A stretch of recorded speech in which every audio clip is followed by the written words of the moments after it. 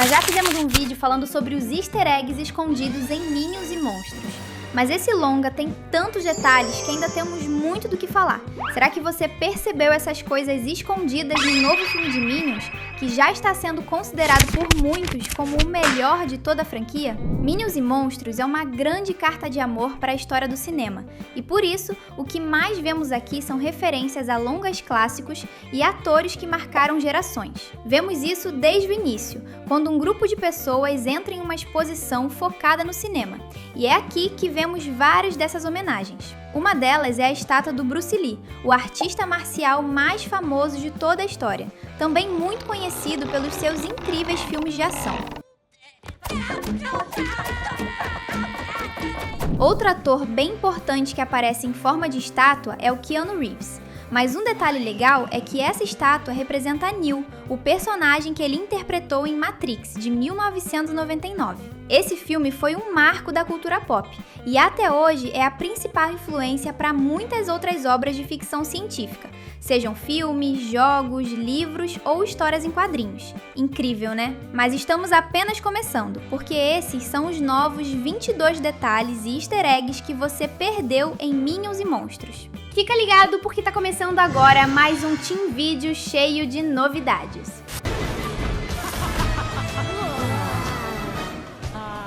Desde o primeiro longa de Minions, nós sabemos que essas criaturinhas amarelas foram de extrema importância para muitos momentos da humanidade, a ponto de poderem ser consideradas os seres mais importantes da história. Mas ninguém esperava que elas teriam sido responsáveis até mesmo por criar as peças de Lego. Em um passado distante, os Minions trabalharam para um Ciclope.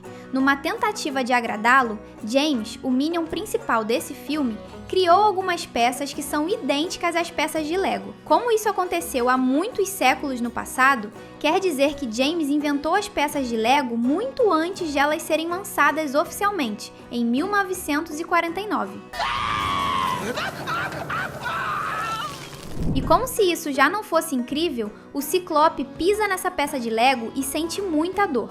Qualquer um que já pisou em uma peça de Lego sabe como isso dói de verdade. Então essa piada basicamente confirma que James foi o responsável pela criação dos blocos de Lego. Minions e Monstros mostra como os Minions se tornaram figuras importantes para a história do cinema, com eles participando de diversos filmes. O interessante é que alguns desses longas dos quais as criaturinhas participaram fazem referência a clássicos da vida real. Um exemplo é o longa que mostra um Minion falecendo de forma trágica e deixando um globo cair.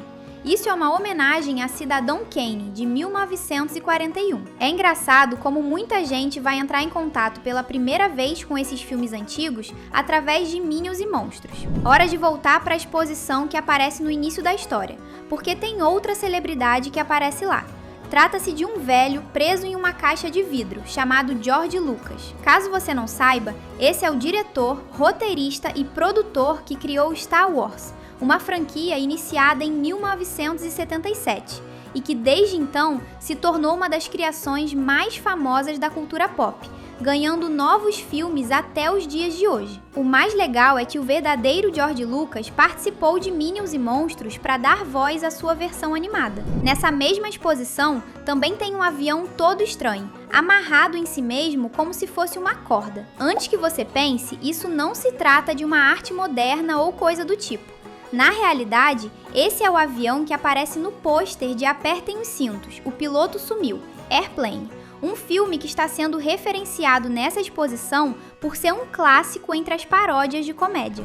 As homenagens encontradas aqui não são apenas relacionadas à indústria do cinema ou às peças de Lego, pois o filme também faz referências a livros. Em certo momento, os Minions usam o livro de magias de um bruxo para quem eles já trabalharam, e nesse livro vemos desenhos de vários monstros assustadores que podem ser invocados através de um ritual. Uma dessas criaturas é um polvo gigante e muito assustador.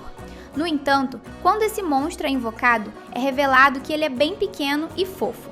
O seu nome é Gumi, mas ele é uma referência a Cthulhu, um monstro que aparece no conto O Chamado de Cthulhu, publicado em 1928 pelo escritor H.P. Lovecraft. São muitos easter eggs sensacionais, né? Se você também estiver adorando essas referências, comente aqui embaixo. #monstros. Além de invocar monstros, esse livro também pode fazer esses seres voltarem de onde vieram. Só que a forma como isso acontece é bem engraçada. Os símbolos desse feitiço são uma referência ao comando de computador Ctrl+Z, usado para desfazer uma ação de computador, podendo ser usado, por exemplo, para apagar um texto que você acabou de escrever. Então foi desse livro que o comando saiu?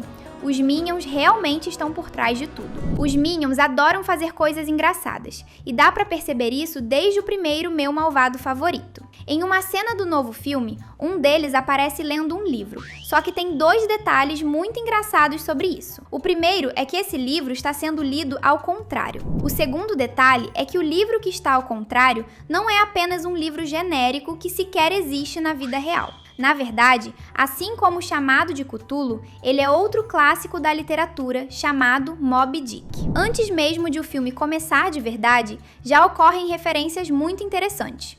Uma delas acontecendo no vídeo em preto e branco em que um trem está passando. Acontece que esse é o primeiro filme da história a ser exibido publicamente para uma plateia, sendo chamado de A Chegada de um Trem na Estação e tendo sido lançado em 1896. Como as pessoas daquela época não estavam acostumadas com filmes, elas tomaram um susto quando o trem foi na direção da tela, porque pensaram que o trem era de verdade e que ia sair da tela do filme. E parece que no universo de Meu Malvado Favorito, os Minions estiveram presentes na gravação deste filme. Outra cena tirada de um clássico que vemos bem no início é aquela em que a lua aparece, só que com um rosto e com um foguete enfiado em um dos seus olhos. Isso faz parte de Viagem à Lua, um filme mudo francês criado por Georges Méliès e lançado em 1902. Pois é, as aventuras solo dos Minions são praticamente aulas de história nesse ponto. E temos ainda mais referências desse tipo no decorrer da produção. Quando os Minions estão perseguindo um bandido por estarem com vontade de trabalhar para ele, os monstrinhos causam o maior caos pela cidade. E no meio desse caos, eles fazem a parede de uma casa cair em cima de um homem que saiu vivo apenas porque estava na posição perfeita para atravessar uma janela. Essa é a imitação de uma cena de Marinheiro de Encomenda, uma comédia de Buster Keaton lançada em 1928. Como foi antes de os efeitos especiais se tornarem tão bons quanto são hoje em dia, a parede de uma casa realmente foi derrubada contra o ator Buster Keaton. Ele poderia ter se machucado seriamente se não tivesse ficado no lugar exato. Em certo momento, o carro do diretor Max aparece e temos o prazer de ver a placa de seu carro. Isso é um prazer porque as placas dos carros nos filmes quase sempre têm algum detalhe espetacular, e esse é o caso aqui. O código da placa é OFP857, exatamente o mesmo código da placa de Herbie, um Fusca que ganha vida em Se Meu Fusca Falasse, um longa da Disney de 1968. A Illumination não está para brincadeira quando o assunto é fazer easter eggs de coisas que as crianças que assistem a seus filmes são novas demais para entender. Antes de os Minions se tornarem estrelas do cinema, foi mostrado que eles ficaram um bom tempo procurando por um novo mestre em diversas sociedades diferentes.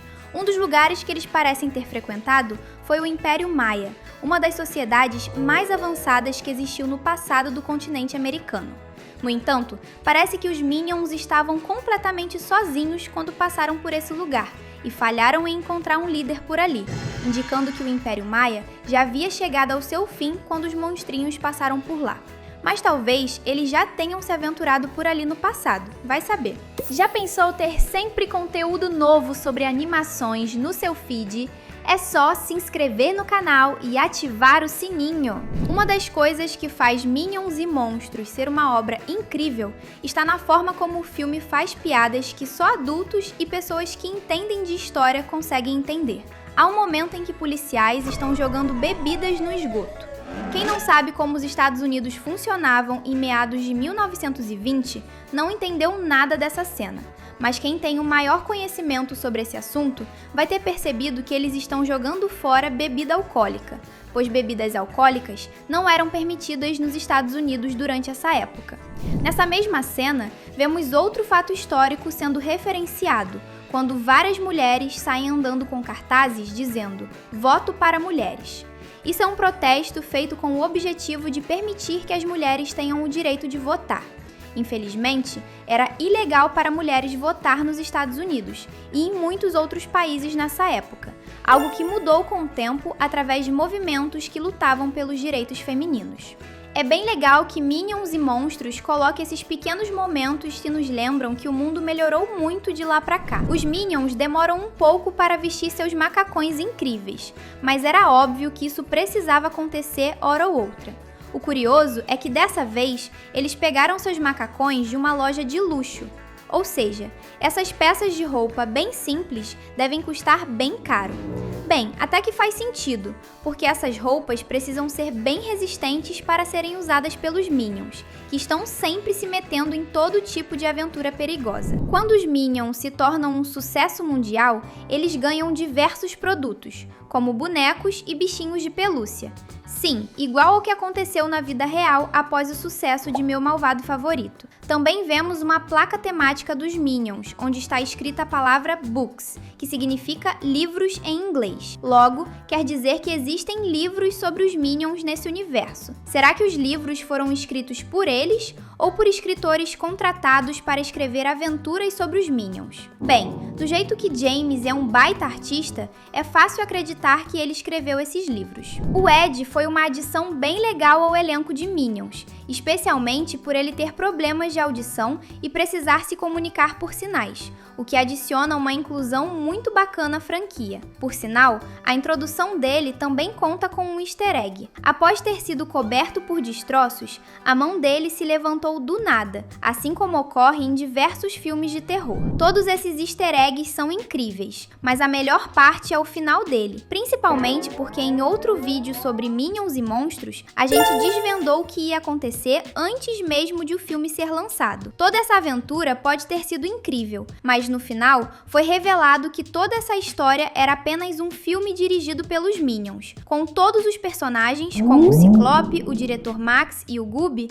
sendo apenas atores. Esse é o maior plot twist de toda a franquia de Meu Malvado Favorito, mas a gente conseguiu desvendar isso antes de Minions e Monstros chegar ao cinema. Então já sabe, se quiser descobrir tudo sobre seus filmes favoritos, já sabe com quem contar. Aproveita e assiste também os 2 vídeos que deixamos na tela. Tenho certeza que você vai se divertir. Até logo!